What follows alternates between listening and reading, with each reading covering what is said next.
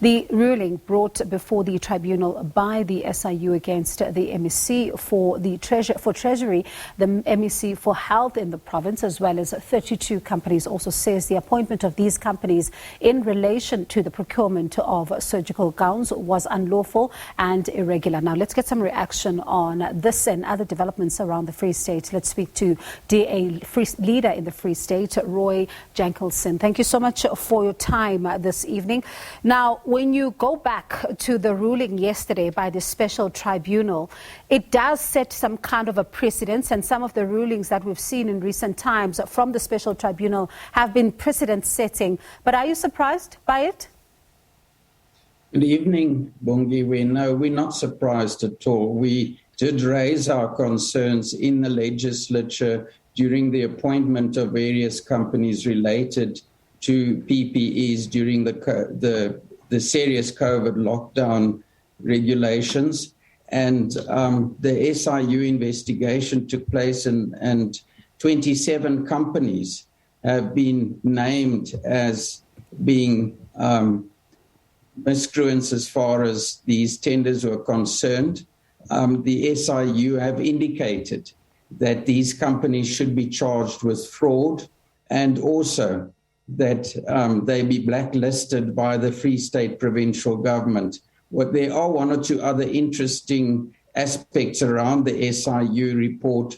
One of them is also regarding the appointment or the findings by the SIU that the appointment of a certain company that is also involved with the asbestos projects in the Free State and are currently in court regarding that are also involved. And the former head of the Department of Human Settlements, who's also facing charges related to the controversial asbestos contracts, is also named in this report, and they also recommended that he face charges of fraud. Another interesting aspect is that they also investigated two sons of the former premier in the Free State, Ace Magashule, and the SIU indicated that the contracts allocated to these two sons were in fact legal.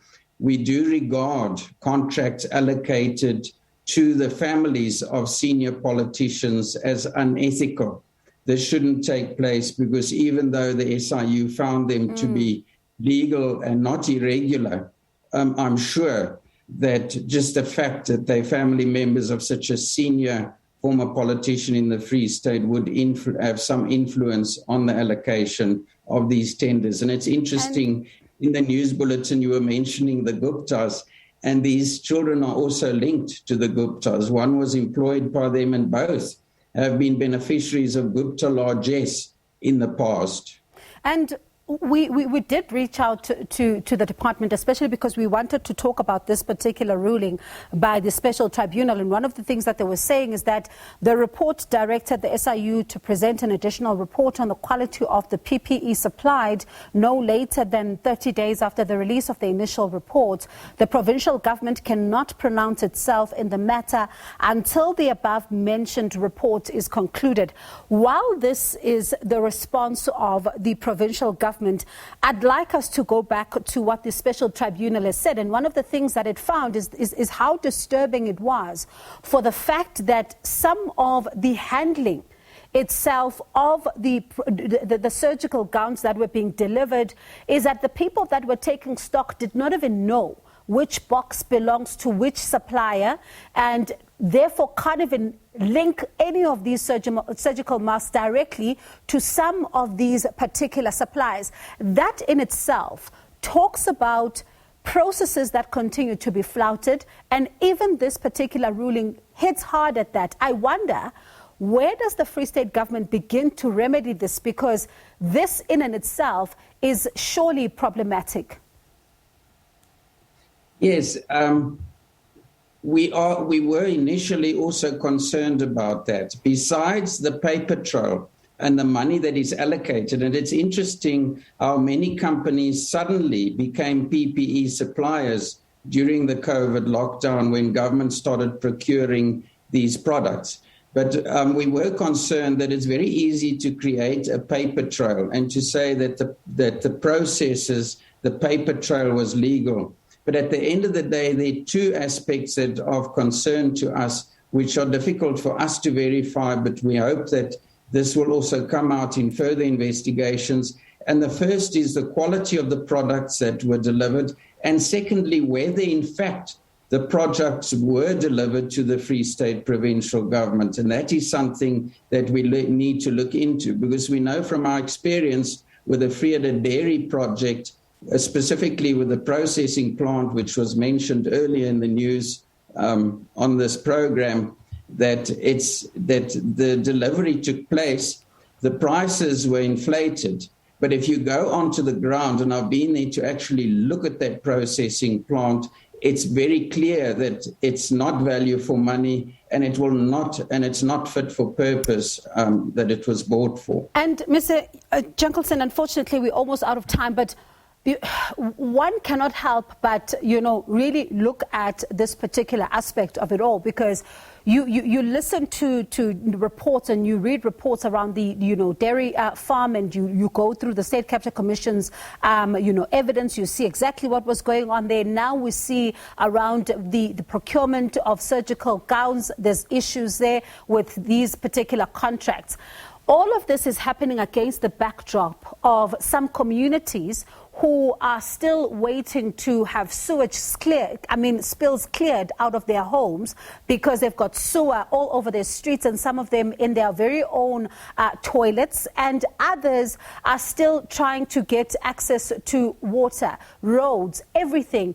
When you see such money being spent, it really slips hard on the face of service delivery. It does.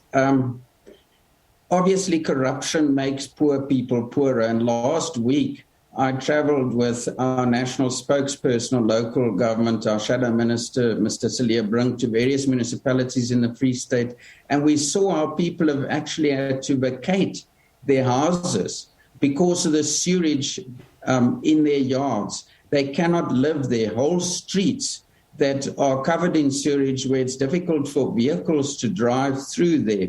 We were in Botshabelo and we saw the pit latrines of decades after the provincial government said that this is going to be a thing of the past. So obviously, where government funds are irregularly spent, where there's corruption, where there's nepotism, it is the people on the ground, through the lack of services and poor services, who are the victims of that. And we have first-hand experience of that in the Free State, which is now one of the poorest provinces, and we've seen an increase in unemployment there. Another aspect is our roads infrastructure. It's extremely dangerous to drive on our roads, and our people are literally dying on our roads because of similar things, our tenders that are allocated irregularly, court cases, etc. Mr. Jankielsohn, thank you so much for your time. Certainly a lot to look into when it comes to the province of the Free State, and also some of, what really that ruling talks about is mind-boggling. I tell you, if you were to even read and see what the Special Tribunal has to say. And also in 30 days, there is, of course, another process that needs to take place when it comes to these very suppliers to determine just how much each of them needs to be liable for, if any. That was DA Free State Leader Roy Jankielsohn.